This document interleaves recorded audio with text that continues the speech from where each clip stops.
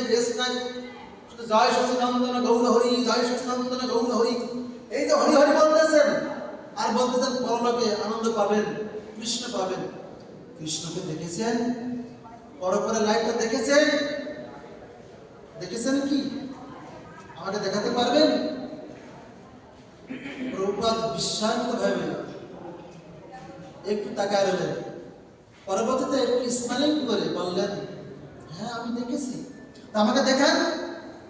হ্যাঁ আমি তোমাকেও দেখাবো, তোমাকে দেখাবো। তবে কথা হলো,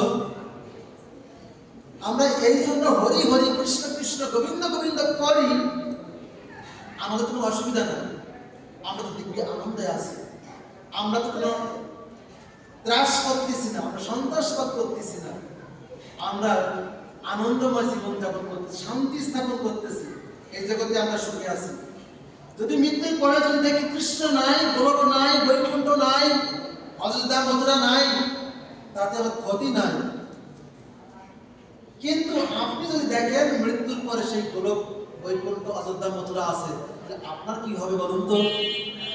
আপনি তো এই জগতে হরিনাম করছেন না, কৃষ্ণ কথা শ্রবণ করছেন না, ভাগবত পাঠ করছেন না, কোন কৃষ্ণ কৃষ্ণ নারায়ণের নাম দিচ্ছেন না। যদি মৃত্যুর পরে দেখেন যে হ্যাঁ একজন আছে, তাহলে আপনার কি হবে বলেন তো? বলছেন ঠিক আছে, যদি আপনি দেখাতে পারেন তাহলে আমি, আপনি যে মার্গদর্শন করাবে আমি সেই মার্গ আমি অবলম্বন করব। ঠিক আছে, আমি দেখতেছি কৃষ্ণ কৃষ্ণ নারায়ণ সব কিছু আছে, আমি দেখতেছি, তো আমাকে দেখান। আচ্ছা তাই তুমি দেখবে? যদি এই রাতের অন্ধকারে যদি বলো আমাকে সূর্যকে দেখাও, তাহলে হবে কি?